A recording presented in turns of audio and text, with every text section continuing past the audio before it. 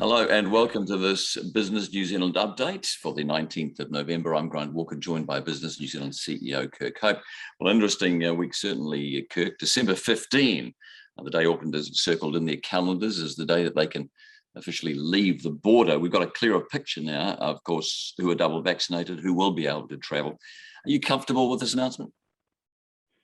Yeah, I think it's probably become a little bit late for a lot of Aucklanders. I think they would have liked to see it a little bit earlier, but I mean, I guess it's certainly related to the vaccination rates around the rest of the country. I mean, the vaccination rates in Auckland are getting pretty high, getting close to the double vax 90% rates. So that's a good thing. I guess there'll be a lot of relief, and just having a date it gives you an end game. I think that's what a lot of people have been looking for. As I said, I think they would have been hoping it was much more around, November the 29th or December the 2nd, but I guess it is what it is now.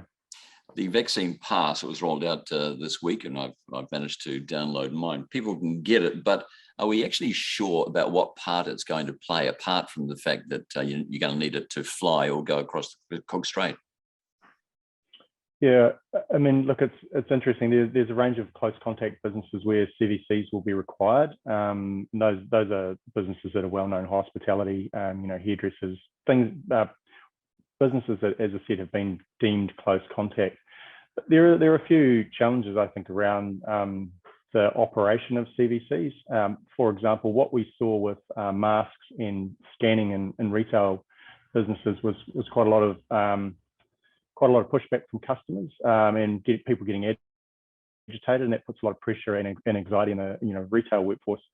So they have been excluded from CVCs. And from a health and safety perspective, an operator will have to make a determination, if they're not mandated for CVCs, about what the relative risk is from COVID versus getting someone agitated in their business. And if they're a sole operator, they'll have to probably really think about that and make a balance, because there may well be risks from customers of violence that are higher than the risk of COVID.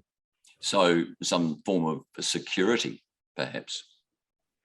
Yeah, I mean, that in itself is difficult. It's extra cost in the business. Maybe that they might have to use some form of cheap camera security. But the reality is they'll have to make a call about, if they're not mandated for CVCs, what the rules are around workplace access for them. I know the government's been doing some work around risk frameworks and so on for the workforce, for businesses that aren't mandated. So I think that will play a part and help businesses be able to assess the risk. Do you think there's still that line, though, between needing the money that, let's face it, Aucklanders have, and perhaps not wanting the possibility of COVID entering your store? Or has the need for an income surpassed that line? Yeah, that's a really good question. I mean, I think for many businesses outside of Auckland and in Auckland, particularly in the tourism and hospitality sector, they'll be looking for the dollar, but they'll want to do that safely for their own staff. And I guess what they'll be wanting to understand is, if they are not mandated in any way, what the vaccination rates of their staff are. And the Privacy Commissioner has basically said you're able to ask your staff; they don't have to respond. But if they don't respond, or they don't wish to tell the employer, then you can treat them as unvaccinated, and you'll have to do some other stuff. You might have to do testing, for example, and you might have to do sort of other things to protect yourself and your staff members in that situation. Right, the EMA said this week that the Auckland border clarity is welcomed, but the concern is remaining around businesses reopening under that traffic light system, which the whole country is now going to go towards. Do we actually understand this traffic light system correctly? No, I don't think so. And there's a lot of work going on, I know, from officials and with the politicians to try and define the rules. I mean, I guess my observation would be that we should have probably been doing this about a month ago, and thinking about what the rules are for operation under the traffic light. Nevertheless, we hope to see a bit more clarity in the next week or so that businesses are fully prepared when they are able and allowed to open in Auckland, and that businesses and the community actually knows what the rules are when the traffic light system comes in around the rest of the country. It's also a bit strange, though, that because the government has said that no area is going to, I mean, I'm in Wellington, where we're 90%, Wellington City, where we are 90% double, and yet we're not going to be in green, we're going to be in orange as a starting point. How difficult is it going to be to have one area that you can drive to in one colour and another one in another?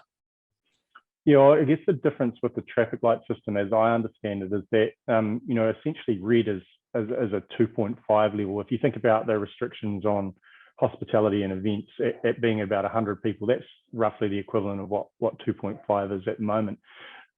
So there's no border restrictions. I guess the question you rightly raise is, how will businesses know, and what clarity will they have if you've got regions in different colours of the traffic light, and how will consumers and the community know? I think as they move around the country, that would be problematic.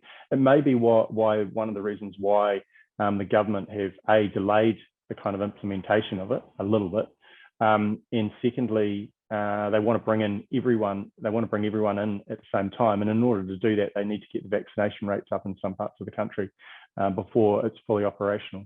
Is the government? So you have to ask them that. Well, something else that we need to ask the government is: are they welcoming the private sector's help in opening up the country?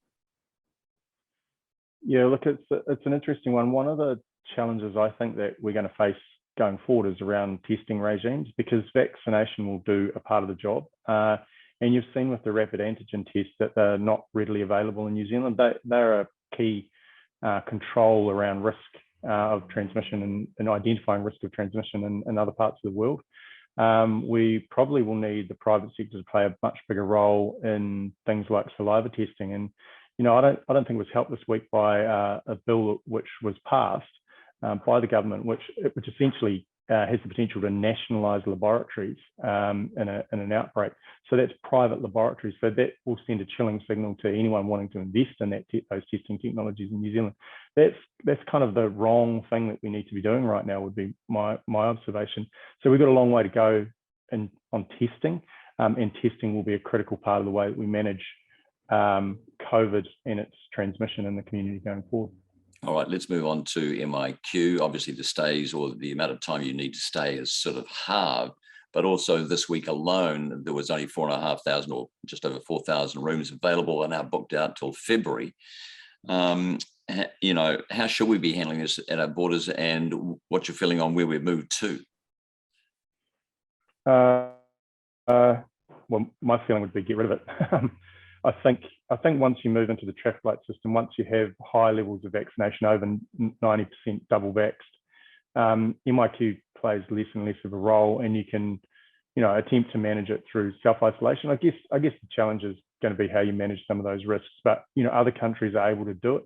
They're doing it with, as I said, using broader ranges of testing technologies than we have available to us in New Zealand, or that we've deployed in New Zealand. So I don't think going forward that MIQ can play much of a role, except perhaps on a very limited basis for people coming from what would be described as high-risk countries. So, I would want to see the government's a signal that they would see kind of MIQ ending by the first quarter of next year. I think they need to get on with it and try and do it sooner if they can.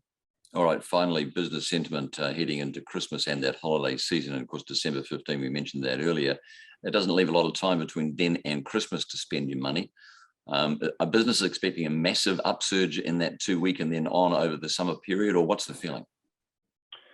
Yeah, I think it'll be a tricky one for Auckland CBD businesses or hospitality businesses in CBDs, as people kind of move around the country and go to beaches and other places which aren't central business districts. So those businesses will be trying to get as much revenue as they can, and for some parts of the country, I think that'll be okay. But with Aucklanders not being able to travel, and that's 1/3 of the population, that will be having a big impact for some of those smaller centres that would typically be seeing a lot of people go through them. However, post Christmas, so I think after the day after the announcement, I think there were record numbers of batch care bookings. There were record numbers of a real demonstration of people that I think now that the date's been set, that people are going to be willing to travel in that, certainly in that first weekend, if not beyond that, over the Christmas period. So that's a good signal. It might mean that people have a greater opportunity to make a buck early in the new year as well. All right, Kirko, thank you. We'll talk again soon. Thanks, Grant.